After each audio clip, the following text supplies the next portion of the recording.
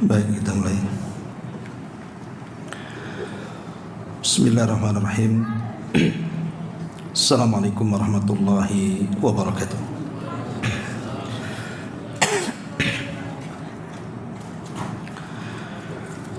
Alhamdulillah wassalatu wassalamu ala Rasulillah wa ala alihi wa sahbihi wa mawalah wa la hawla wa la quwata illa billahi wa ba'du.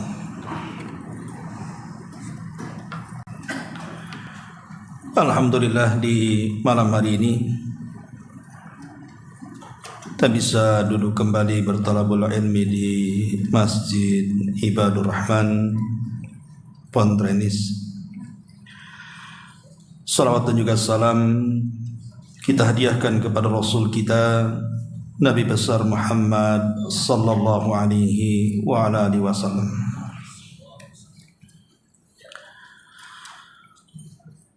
Ma'asyiral muslimin yang dimuliakan Allah Subhanahu wa taala.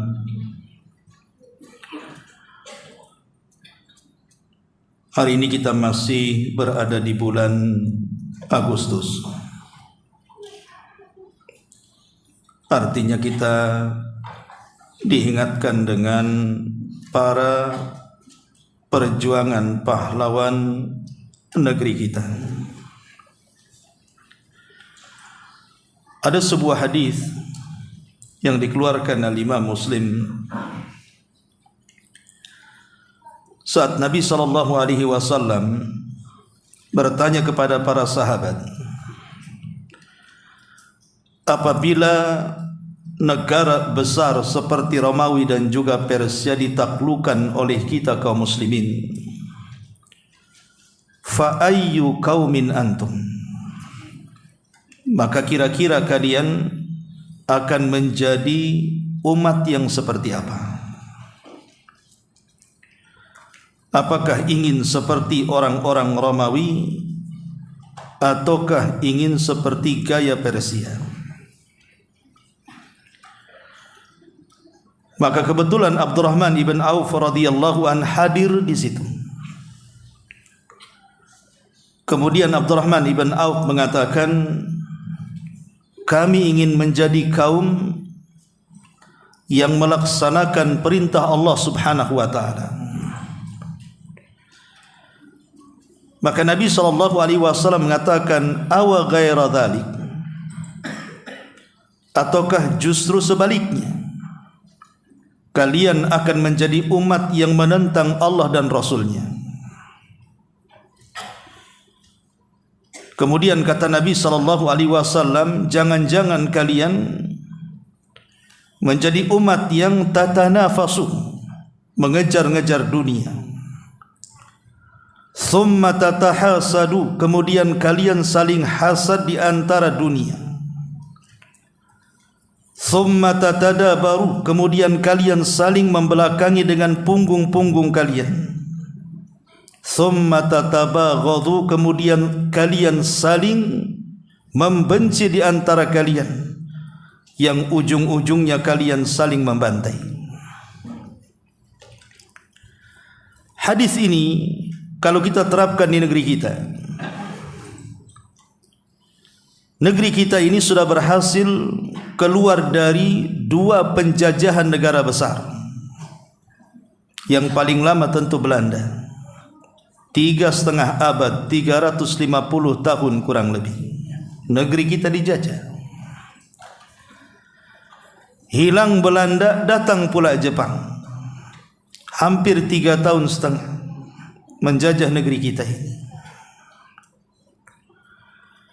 Dan para pahlawan yang mengusir penjajah ini, kebanyakan mereka adalah orang-orang yang beragama.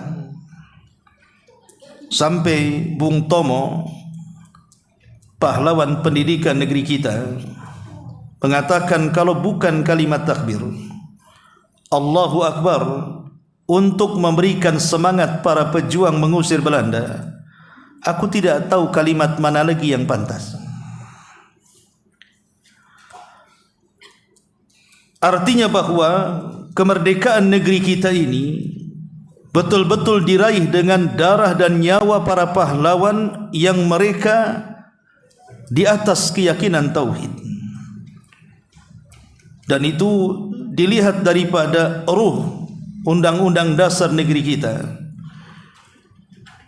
sampai dikatakan semua adalah berkat rahmat Allah Subhanahu wa taala. Jadi kemerdekaan itu bukan hadiah dari Belanda ataupun Jepang, seolah-olah seperti itu. Tetapi kemerdekaan ini berkat rahmat Allah Subhanahu wa taala. Tentu pernyataan yang sangat religi ini menyimpulkan bagi kita bahwa para pahlawan itu ketika mereka memperjuangkan negeri kita terlepas dari penjajahan, yang terkadang sebagian mereka tidak menikmati kemerdekaan, hanya berjuang untuk kemerdekaan. Mereka menghendaki anak-anak mereka itu dan turunan mereka betul-betul seperti cita-cita mereka, berjuang di atas takbir kalimat Allah yang maha besar, Allahu Akbar. Tapi kenyataannya apa?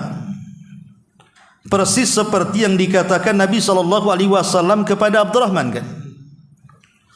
Ketika Abdurrahman mengatakan dan dikatakan oleh Rasul kepadanya, apakah kalian ingin umat seperti apa? Abdurrahman mengatakan, kami ingin menjadi umat yang betul-betul melaksanakan perintah Allah. Kata Rasul, mungkinkah, apakah tidak sebaliknya? Kalian akan menentang perintah Allah, kemudian kalian saling berlomba-lomba mengejar dunia, kemudian hasad, saling membelakangi, saling benci, berujung saling membunuh. Itu yang dirasakan negeri kita setelah kemerdekaan.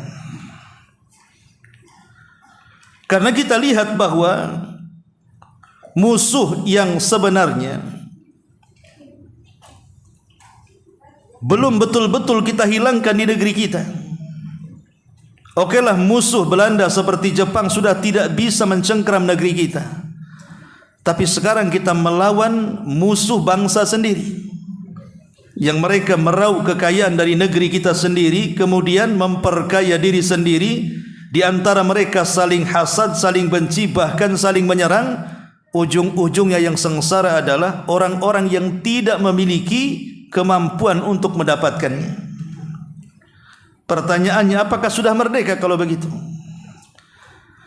Ma'asyiral muslimin yang dimuliakan Allah Subhanahu wa taala. Tapi yang jelas adalah rasa syukur yang dalam yang harus kita panjatkan kepada Allah Subhanahu wa taala. Kita tidak boleh melupakan sejarah. Dan itu ajaran yang diajarkan Nabi SAW kepada kita. Makanya saat Nabi SAW menjelang wafatnya, Nabi SAW menyempatkan untuk berziarah ke kuburan para syuhada Uhud. Seolah-olah Nabi SAW ingin mengatakan kepada para sahabat, kalau bukan karena Allah, kemudian mereka para pejuang itu yang gugur di Uhud, tentu kita tidak akan merasakan senikmat ini Islam yang kita raih, mampu menguasai Mekah dan Madinah dan menjalankan syariat Islam. Sudah tidak ada ketakutan lagi. Harusnya esensi daripada ziarah Nabi SAW ke kuburan syuhada Uhud itu dijadikan pelajaran kepada kita. Seolah-olah kita katakan, kalau bukan karena Allah, kemudian para pahlawan, para pejuang yang menghabiskan waktu, biaya, bahkan jiwa dan raga mereka, apakah kita bisa menikmati kemerdekaan ini? Tidak mungkin kita nikmati. Boleh jadi mungkin kita masih terjajah sampai hari ini. Dan lihat, bangsa yang terjajah itu sangat memprihatinkan. Contoh Palestina hari ini yang belum merdeka. Kira-kira apa yang mereka alami? Setiap hari mengalami ketakutan. Jangan lagi beribadah dengan tenang kepada Allah Subhanahu wa taala untuk mengisi perut saja, mereka harus meregang nyawa. Setiap hari mereka diincar oleh para sniper-sniper yang siap membantai mereka. Begitulah gambaran dulu mungkin nenek moyang kita saat berperang melawan Belanda dan Jepang. Ma'asyiral muslimin yang dimuliakan Allah Azza wa Jalla, makanya kemerdekaan itu nikmat Allah yang besar. Sebagaimana Allah Subhanahu wa taala ketika mengingatkan Nabi Musa alaihi salatu wassalam agar Nabi Musa mengingatkan kepada Bani Israel ketika mereka merdeka dari cengkraman Fir'aun dan kroninya, sampai akhirnya kemudian mereka pun menyaksikan bagaimana Allah mengazab Fir'aun dan kroninya ditenggelamkan di Laut Merah dan mereka selamat dari penjajahan. Maka Allah Subhanahu wa taala ingatkan Musa dan Bani Israel, "Udzkuru ni'matallahi 'alaikum." Hendaklah kalian ingat akan nikmat yang Allah anugerahkan kepada kalian. "Id najjakum min ali fir'auna." Ketika Allah Subhanahu wa taala menyelamatkan kalian dari Fir'aun dan bala tentaranya. Di mana Fir'aun ini karena kebengisannya menjajah Bani Israel sampai Allah mengatakan yudzabbihuna abna'akum. Dia menggenosida anak-anak laki-laki kalian. Wa yastahyuna nisa'akum, dan membiarkan anak-anak wanita kalian. Kemudian di ujung ayat Allah Subhanahu wa taala mengatakan, Nabi Musa alaihi salatu wassalam mengingatkan Bani Israel, la in syakartum la azidannakum wa la in kafartum inna adzabi lasyadid. Kalau kalian syukur, ku tambah nikmatku untuk kalian, tapi kalau kalian kufur, ingat azab pedih menanti kalian. Artinya kalau seandainya kemerdekaan ini kita tidak syukuri dengan baik, jangan-jangan kemudian penjajahan yang lain akan datang kepada kita. Ingat bahwa Allah Subhanahu wa taala itu tidak berhajat dengan syukur kita. Syukur itu kembali kepada kita yang bersyukur. Karena Allah Subhanahu wa taala mengatakan, jadi orang yang bersyukur itu kembali kepada orang yang bersyukur, bukan kepada Allah Subhanahu wa taala. Maka nikmat kemerdekaan ini harusnya betul-betul kita syukuri. Dengan cara apa? Dengan 3 perkara. Karena rukun syukur itu 3. Pertama, dengan hati kita. Kita harus berbahagia karena kita menjadi bangsa yang merdeka. Kemudian yang kedua, dengan lisan kita, menyebut-nyebut zat yang telah memberikan nikmat kepada kita. Kita katakan alhamdulillah. Dan kita doakan para pahlawan yang berjuang untuk bangsa kita ini diterima amalnya dan diampuni dosa-dosanya. Kemudian lebih daripada itu, syukur dengan anggota badan, dengan cara jalankan nikmat yang Allah anugerahkan berupa kemerdekaan ini sesuai dengan yang memberikan nikmat kepada kita. Makanya terkadang kita lihat sekarang ini, kalau sudah datang 17 Agustus, hari-hari kemarin, harusnya tanggal 17 Agustus itu yang diresmikan pemerintah sebagai hari kemerdekaan Republik Indonesia, diisi dengan doa-doa kepada para pahlawan, diisi dengan syariat-syariat yang tidak bertentangan dengan Al-Quran dan Sunnah sebagaimana keinginan para pahlawan. Tapi apa yang terjadi coba? Banyak kemudian masyarakat kita ini betul mereka berbahagia dengan adanya perlombaan-perlombaan, tapi betapa banyak perlombaan yang mereka lakukan itu justru bertentangan dengan syariat Islam. Ada yang berjudi, ada yang minum khamar, ada yang tabarruj, ada yang laki-laki menyerupai perempuan, ada yang ikhtilat, macam-macam. Ada yang joget dari pagi sampai pagi. Apakah begitu mengenang para pahlawan? Kalau seandainya mereka para pahlawan hidup hari ini, kira-kira apa yang mereka akan katakan kepada kita? Ma'asyiral muslimin yang dimuliakan Allah Subhanahu wa taala, ingat, sekecil apapun nikmat, kalau kita tidak syukuri, nikmat itu bisa hilang. Satu hari Harun Ar-Rasyid rahimahullahu taala didatangkan seorang ulama. Kemudian ulama ini menyodorkan 1 gelas air putih. Kemudian dikatakan, ya imam, seandainya tidak ada air di dunia kecuali dengan 1 gelas ini, anggaplah tidak ada air di dunia ini kecuali hanya di gelas ini saja. dan aku jual kepadamu dengan separuh kerajaanmu, kau akan membelinya? Maka kata Harun ar-Rasyid, tentu aku akan membelinya, karena kalau aku tidak minum air ini aku akan mati. Aku siap menebus dengan separuh kerajaanku. Kemudian ulama ini mengatakan, kalau seandainya air ini kau minum, setelah masuk dalam perutmu, air ini tidak bisa keluar lagi, dan engkau akan tersiksa dengan air yang dalam perutmu. Kemudian aku punya obat yang bisa mengeluarkan air dari perutmu. Maukah kau membeli obat ini dengan separuh kerajaanmu yang lainnya? Dia mengatakan mau, asal aku bisa hidup. Kalau seandainya setetes air ini, satu gelas air yang mungkin hari ini air di mana-mana, tapi ketika kelangkaan air itu menjadikan sebuah nikmat besar, bahkan Harun ar-Rasyid siap membeli dengan seluruh kerajaannya. Dari sini menunjukkan bahwa sekecil apapun nikmat Allah Subhanahu wa taala jangan pernah dikufuri. Apalagi kenikmatan besar seperti kemerdekaan ini. Ini nikmat besar. Karena menjadi bangsa yang terjajah itu tidak enak. Menjadi bangsa yang terjajah itu tersiksa.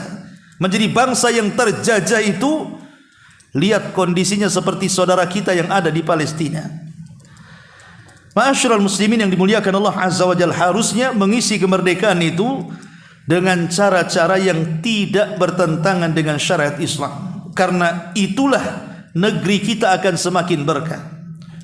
Jangan sampai kemudian acara-acara 17 Agustus ini mendatangkan laknat dari Allah, bahkan azab dari Allah Subhanahu wa taala. Inilah yang kemudian yang ingin saya jadi mukaddimah, karena masih di bulan Agustus, maka kita juga ikut serta bahagia dan mendoakan para pahlawan kita agar Allah Subhanahu wa taala memberikan tempat yang layak dan terbaik di sisi Allah Subhanahu wa taala. Baik, kita akan lanjutkan kajian kita, masih membahas surah Al-Qalam, dan kita masuk pada ayat ke-42 dan seterusnya. Di sini Allah Subhanahu wa taala mengatakan, yauma yukshafu an saqin wa yud'auna ila sujudi fala yastati'un khashi'atan absaruhum tarhaquhum dhillah wa qad kanu yud'auna ila sujudi wa hum salimun. Pada hari betis disingkapkan dan mereka dipanggil untuk sujud, maka mereka tidak kuasa untuk melakukannya. Dalam keadaan pandangan mereka tertunduk ke bawah, lagi mereka diliputi kehinaan, dan sesungguhnya mereka dahulu di dunia diseru untuk sujud, dan mereka pun dalam keadaan sehat sejahtera dan menolaknya. Ma'asyiral muslimin wal muslimat rahimakumullah. Ayat ini menjelaskan kepada kita sebagian kecil tentang hal ihwal, kondisi hari kiamat yang sangat menegangkan. Disebutkan dalam hadis Abu Hurairah radhiyallahu an, apabila Allah Subhanahu wa taala mengumpulkan seluruh manusia di satu tempat, Anda bisa bayangkan, Allah mengumpulkan di padang mahsyar di satu tempat, dari mulai manusia yang pertama hidup sampai manusia yang terakhir mati. Berapa banyak manusia yang hadir ketika itu? Tidak ada tahu jumlahnya kecuali Allah Subhanahu wa taala. Tiba-tiba kemudian Allah Subhanahu wa taala nada munadin, memerintahkan seorang penyeru agar setiap umat itu digolongkan sesuai dengan sesembahannya di dunia. Jadi kalau seandainya di dunia ada orang yang menyembah sapi, maka akan digolongkan dengan sapi. Ada yang menyembah dengan ular sendok, maka akan digolongkan dengan ular sendok. Ada orang yang menyembah akar dan juga pepohonan, maka akan dikumpulkan dengan sesembahannya.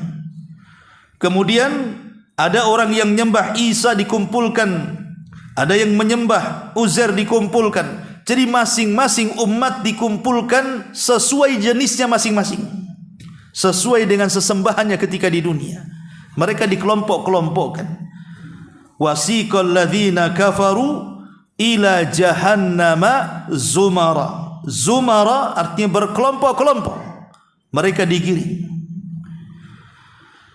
Digiring untuk apa? Digiring untuk dimasukkan ke dalam jahannam. Setelah kemudian kelompok-kelompok itu yang dikelompokkan sesuai dengan sesembahannya di dunia, mereka digiring dimasukkan ke dalam jahannam. Ada beberapa manusia yang mereka tetap berdiri di situ, dan mereka adalah orang-orang yang tidak menyembah kecuali kepada Allah Subhanahu wa taala. Kemudian penyeru mengatakan kepada orang-orang yang tidak menyembah kecuali kepada Allah, ma balun nas dhahabu wa antum hahuna. Ada apa kalian ini? Manusia-manusia sudah pergi, kenapa kalian masih berdiri di sini? Fayaqulun, maka orang-orang itu mengatakan, nantadiru ilahana, karena kami menunggu Tuhan kami. Mereka sudah mengikuti Tuhan-Tuhan mereka, sementara Tuhan kami belum muncul. Kemudian penyeru mengatakan, hal ta'rifunahu, apakah kalian mengenal Tuhan kalian? Fayaqulun, mereka mengatakan, idzan ta'rifu ilaina arafna. Idza ta'rifu ilaina arafna. Kalau seandainya dia kenal kepada kami, maka kami akan mengenalinya. Maka ketika itu Allah Subhanahu wa taala datang, fayakshifu lahum an saqihi. Tiba-tiba Allah Subhanahu wa taala kemudian menampakkan tabirnya, kemudian menyingkap betisnya. Ketika orang-orang yang tidak menyembah kecuali kepada Allah memandang betis Allah Subhanahu wa taala, dan ini salah satu yang harus kita imani, bahwa Allah Subhanahu wa taala memiliki betis. Laisa kamitslihi syai'un wa huwas samiul basir. Tentu betisnya Allah akan berbeda dengan yang lain dari makhluknya. Tidak perlu kita gambarkan seperti apa. Pokoknya kita beriman saja bahwa Allah memiliki betis, walaupun ada yang mentakwilkannya. Bahwa yang dimaksud betis di sini artinya hari di mana manusia sedang ketakutan karena melihat Allah Subhanahu wa taala. Tapi bagaimanapun kita memahami lafaz itu sesuai dengan maknanya, makna hakikatnya. Walaupun sebagian orang mungkin tidak terima dengan ini. Kemudian setelah kemudian disingkapnya betis Allah Subhanahu wa taala, maka seluruh orang-orang yang menyembah kecuali menyembah kepada Allah Subhanahu wa taala, fayaqauna sujudan, mereka pun langsung tersungkur sujud kepada Allah Subhanahu wa taala. Dari sini Allah Subhanahu wa taala katakan, yauma yukshafu an saqin wa yud'auna ila sujudi fala yastati'un. Pada hari ketika betis disingkapkan, maka semua orang-orang yang beriman mereka sujud.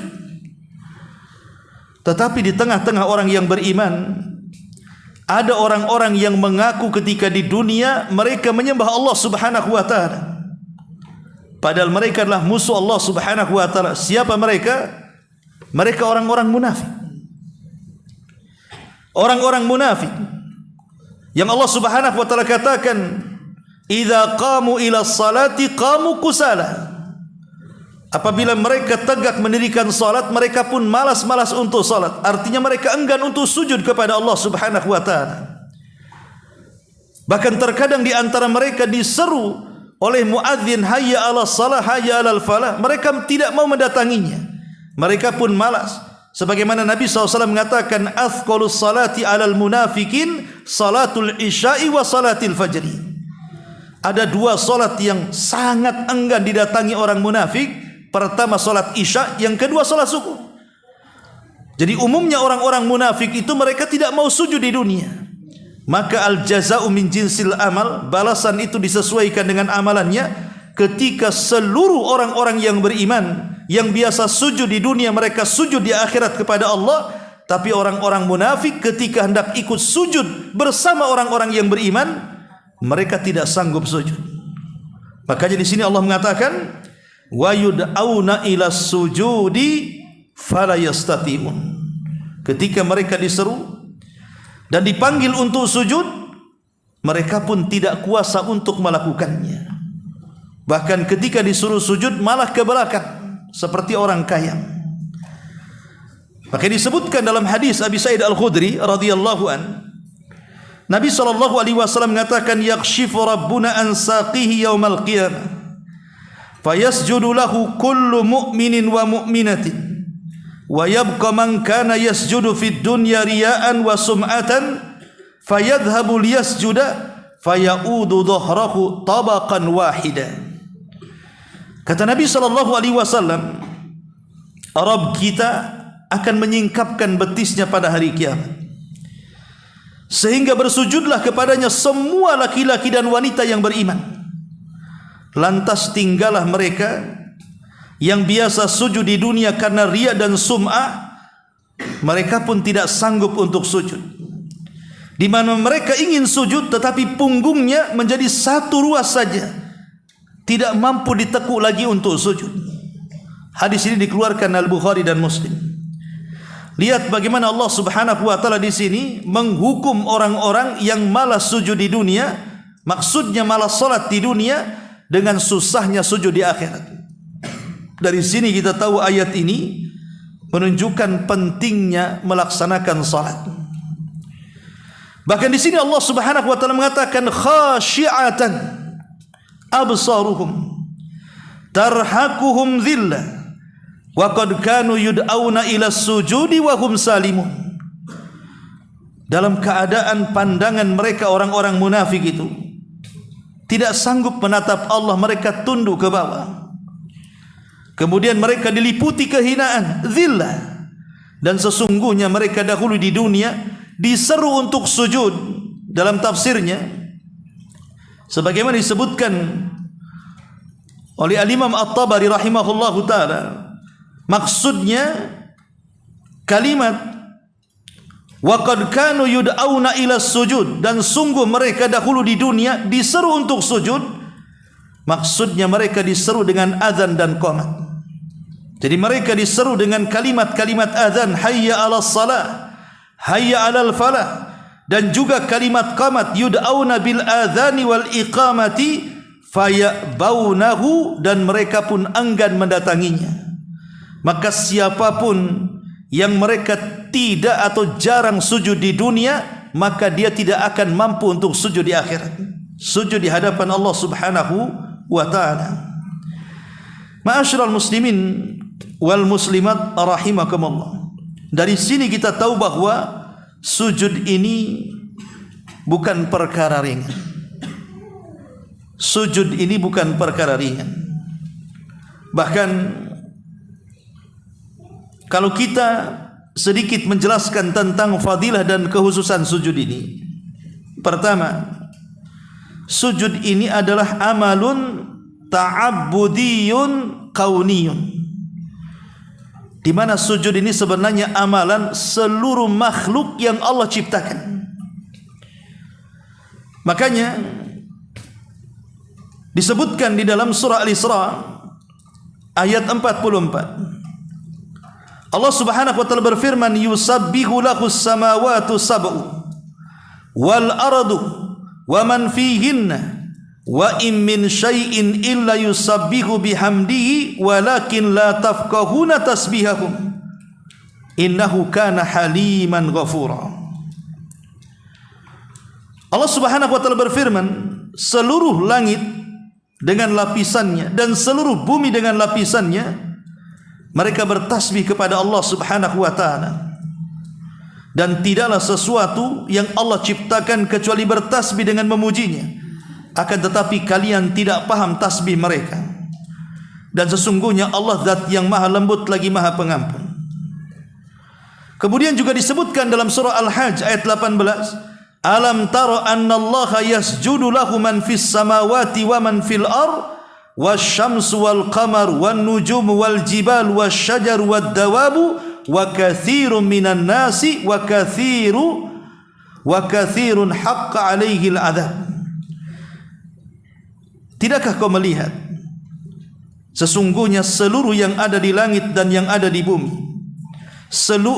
matahari dan bulan dan seluruh bintang-bintang, bahkan seluruh gunung-gunung, pepohonan dan binatang-binatang melata, dan kebanyakan manusia, mereka sujud kepada Allah Subhanahu wa taala. Di sini menunjukkan bahwa sujud ini adalah ibadah makhluk yang Allah ciptakan. Langit sujud, bumi sujud, bahkan gunung-gunung sujud, bahkan seluruh pepohonan sujud, bahkan seluruh binatang sujud. Jadi kalau seandainya makhluk-makhluk yang sebagainya mereka tidak berakal, sujud tunduk kepada Allah Subhanahu wa taala, harusnya kita makhluk yang berakal harus lebih banyak sujud lagi kepada Allah Subhanahu wa taala. Ini yang pertama. Kemudian yang kedua, sujud ini adalah amalan para malaikat.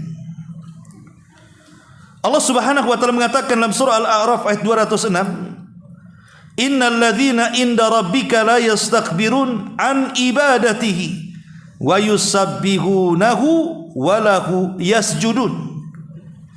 Sesungguhnya orang-orang yang di sisi Rabbmu, yang mereka tidak pernah menyombongkan dalam ibadahnya, dan mereka senantiasa bertasbih kepadanya, dan mereka adalah zat yang senantiasa atau makhluk yang senantiasa sujud kepada Allah Subhanahu wa taala. Para ulama mengatakan surah Al-A'raf 206 ini menceritakan soal para malaikat. Mereka adalah makhluk yang bersujud, bahkan ada malaikat sejak Allah ciptakan dalam posisi sujud sampai kiamat dibangkitkan. Mereka tidak akan bangkit kecuali Allah Subhanahu wa taala yang merintahkannya untuk bangkit. Jadi sujud itu adalah amalan para malaikat. Bahkan sujud sendiri, ikhwatu fillah, muliakan Allah Subhanahu wa taala, adalah amalan para nabi. Jadi sujud itu adalah amalan para nabi. Nanti pada hari kiamat, ketika kita lihat bagaimana manusia mendatangi Nabi Adam, kemudian mendatangi Nabi Ibrahim alaihi salatu wassalam, Nuh, Ibrahim, kemudian Musa dan Isa, dan yang terakhir mendatangi Rasul kita Muhammad sallallahu alaihi wasallam, apa yang terjadi? Mereka mengatakan, "Ya Muhammad, isfa' lana ila rabbik." Wahai Muhammad, mintalah syafaat kepada Rabbmu. Ala tara ila ma nahnu fi? Tidakkah kau lihat, tidakkah kau iba apa yang terjadi kepada kami? Matahari didekatkan, keringat bercucuran, kami sudah tidak tahan. Apa yang terjadi? Nabi SAW datang menghadap Allah Subhanahu wa taala, kemudian dia sujud. Seolah-olah kata para ulama di sini bahwa sujud itu salah satu sebab mustajabnya doa. Jadi sebelum Nabi SAW meminta sesuatu kepada Allah dalam bentuk syafaat, maka Rasul tidak langsung meminta kepada Allah, tapi dia sujud dulu. Sujud dengan sujud yang lama sekali, dan berdoa dalam sujudnya, yang akhirnya Allah Subhanahu wa taala datang kepada Rasul, kemudian mengatakan, "Irfa ra'saka ya Muhammad, sal tu'ta, kul tusma, ishfa tushaffa." Wahai Muhammad, angkat kepalamu, katakan kau didengar, mintalah kau diberi, mintalah kau syafaat, aku akan berikan kau syafaat. Baru kemudian Allah Subhanahu wa taala memberikan syafaatnya kepada Nabi kita Muhammad sallallahu alaihi wasallam. Jadi sujud ini amalan para nabi. Bahkan Nabi sallallahu alaihi wasallam tidak mengenali umatnya kecuali dari bekas sujudnya. Nabi sallallahu alaihi wasallam tidak mengenali umatnya kecuali dari bekas sujudnya. Karena nanti pada hari kiamat orang-orang yang diselamatkan dari api neraka karena syafaat Nabi sallallahu alaihi wasallam, para malaikat ketika datang ke neraka untuk mengambil orang-orang yang diselamatkan karena syafaat itu, malaikat tidak mengenali kecuali karena ada bekas sujud di dahinya. Baru kemudian mereka pun dikeluarkan dari api neraka. Jadi sujud ini amalan yang luar biasa, baik di dunia ataupun di akhirat, karena memiliki kedudukan yang luar biasa. Oleh karena itulah maka dua ayat ini menjelaskan kepada kita sebenarnya tentang keutamaan salat. Makanya ada istilah, siapa yang banyak berdiri di dunia, maka dia tidak akan banyak berdiri di akhirat.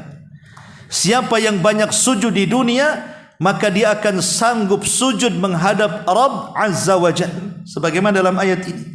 Tapi sebaliknya, orang yang jarang berdiri di dunia artinya jarang solat, mungkin solatnya setahun sekali, atau mungkin seminggu sekali solat Jumat saja, masih mendingan lah. Ada yang setahun sekali, ada juga yang seumur hidup sekali saja solatnya, entah solat apa itu. Tapi ini kan terjadi di masyarakat kita. KTP mereka Muslim, kalau mereka dikafir-kafirkan tak terima, tapi kalau disuruh solat tak mau. Padahal Nabi SAW mengatakan, al-ahdu bainana wa bainahum as-salatu faman tarakaha faqad kafar. Perbedaan kita dengan orang kafir itu di salat. Siapa yang meninggalkannya dia kafir. Bahkan Syekhul Islam Ibnu Taimiyah mengatakan, man taraka as-salata jumlatan faqad kafar. Siapapun yang meninggalkan salat secara jumlah, artinya lebih banyak meninggalkan dibandingkan melakukan, kafir, keluar dari Islam. Tapi coba masyarakat Islam ini, orang-orang yang tidak salat itu, kemudian kita katakan kamu Nasrani ya, nggak mau dia nggak terima dia dikatakan Nasrani. KTP-mu Yahudi ya, nggak akan diterima. Kamu Hindu ya, enggak, saya Muslim. Pertanyaannya, kalau kau seorang Muslim, kenapa kau tak sujud? Kenapa kau tak solat? Berarti Islammu itu hanya pengakuan saja. Lah orang-orang yang seperti ini tidak paham bahwa siapapun yang meninggalkan salat atau meninggalkan sujud itu, mereka akan ditanya oleh Allah Subhanahu wa taala, bahkan pertanyaan yang pertama soal itu. Jadi pertanyaan yang pertama itu soal sujud sebenarnya. Makanya Nabi SAW mengatakan, awal ma yuhasabu bihil abdu yaumal qiyamah salatuhu. Pertama kali akan ditanya soal hisab pada hari kiamat itu apanya? Salatnya. Maknanya sujudnya. Kalau seandainya kita tidak pernah sujud, tidak pernah salat, kira-kira apa yang harus dipertanggungjawabkan di hadapan Allah Subhanahu wa taala? Padahal kita tahu bahwa umat Nabi SAW dikenali oleh nabinya kelak pada hari kiamat karena salatnya. Bukankah Nabi SAW mengatakan, inna ummati yud'auna yaumal qiyamah ghurran muhajjalina min atharil wudu. Jadi sesungguhnya umatku akan diseru pada hari kiamat karena ada bekas-bekas wudu mereka. Makanya ketika ada seorang sahabat mengatakan, Rasul, nanti pada hari kiamat umat kan banyak di mana-mana, sejak orang yang awal hidup sampai yang terakhir mati berkumpul. Bagaimana engkau bisa mengenali umatmu? Maka Nabi SAW, aku bisa mengenali umatku dengan cara apa? Seperti sekelompok kuda hitam, kemudian di situ ada kuda putih. Maka aku bisa mengenalinya. Maksud kuda putih ini, karena umat Nabi SAW akan bercahaya, mengeluarkan cahayanya, dan itu khususnya umat Rasul, karena bekas wudu-wudu mereka yang mereka lakukan. Dan umumnya orang berwudu itu untuk salat. Jarang berwudu untuk yang lainnya, ada untuk yang lainnya. Tapi umumnya orang berwudu itu untuk melaksanakan salat. Dari sini kita tahu, ma'asyiral muslimin yang dimuliakan Allah Azza wa Jalla, bahaya orang-orang yang jauh daripada sujud. Di sini Allah mengatakan, yauma yukshafu an sakin wa yud'auna ila sujudi fala yastati'un. Pada hari betis disingkapkan dan mereka dipanggil untuk sujud, mereka pun tidak kuasa untuk sujud. Khasyiatan absaruhum tarhaquhum dhillah wa qad kanu yud'auna ila sujudi wa hum salimun.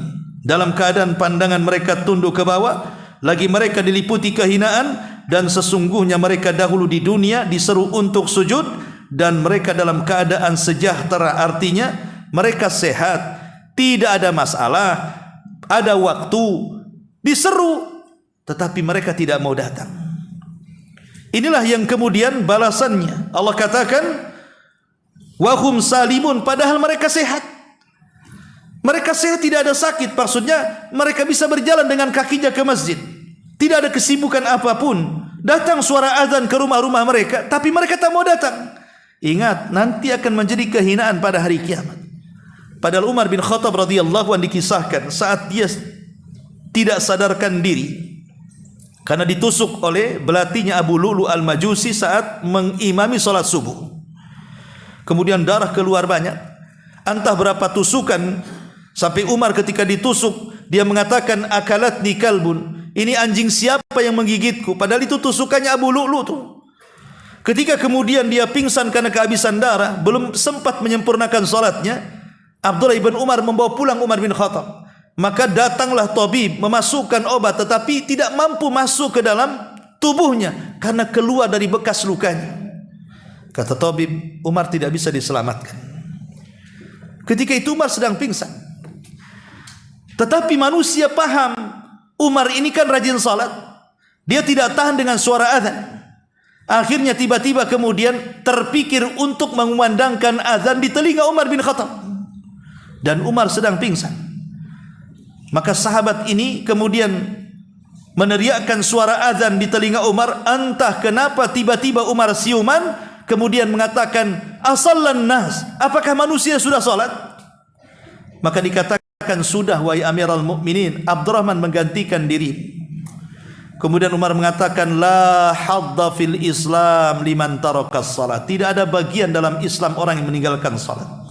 Syahidnya adalah bagaimana orang pingsan diteriaki azan bisa siuman. Kita ini tidak pingsan, hanya tidur saja kadang-kadang. Suara azan, masya Allah, tabrakan antara masjid dan musola. Sampai ke suara handphone pun ada suara azannya. Tak mau bangun juga ketika subuh. Itulah masih mendingan ada alasan, ngantuk Ustaz, saya enggak dengar, pura-pura enggak dengar saja. Okelah ada alasan seperti itu. Sekarang ada orang yang tidak tidur sama sekali. Suara azan terdengar dengan jelas. Kadang-kadang rumahnya samping masjid, kadang-kadang corong tuanya persis menembus jendela dia. Tapi tak mau berangkat juga. Masalahnya apa sebenarnya? Sekali lagi, karena kerasnya hati ada tanda-tanda nifak dalam hati. Sehingga dengan suara panggilan mari kita. Makanya rahimahullahu ta'ala ketika dia jatuh dari kendaraan kemudian patah kakinya, sanggup berjalan dan katakan keluarganya, bopong ke masjid. Keluarganya mengatakan, bukankah orang sepertinya rukhsah datang ke masjid? Tidak perlu datang, sepertimu ada rukhsah tidak datang ke masjid. Tapi Rabi Ibn Khaytham rahimahullahu ta'ala dia mengatakan, apa yang tulis? Kau mendengar suara mu'adzin al-fahmah, salahkah menang bersama? Angkatlah dia menuju masjid. Rakaat pertama sedang sujud, dia tidak pernah bangkit lagi, meninggal saat kondisi sedang sujud kepada Allah Subhanahu. Itu bagaimana para ulama dulu luar biasa memperhatikan panggilan suara azan itu bukan panggilan biasa, karena ini panggilan kemenangan. Makanya di akhir zaman ketika Isa bin Maryam hendak menyerang Dajjal dan para pengikutnya, diserang kapan? Setelah melaksanakan salat. Salat apa? Salat fajar. Dia turun, kemudian datang kepada Al-Mahdi yang sedang mengatur barisan. Kemudian Al-Mahdi mengenali bahwa dia adalah Isa bin Maryam. Tentu karena dari sifat-sifat yang dijelaskan Nabi SAW dalam hadisnya. Maka Al-Mahdi mengatakan, "Taqaddam ya ruh Allah." Silahkan kau yang jadi imam wahai ruh Allah. Maka Isa mengatakan, "Oh tidak, setiap kaum punya imamnya, engkau saja yang jadi imam."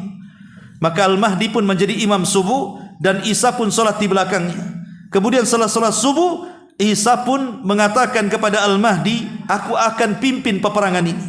Kemudian Isa mengusap setiap pasukan dan menyebutkan tingkatannya di sorga.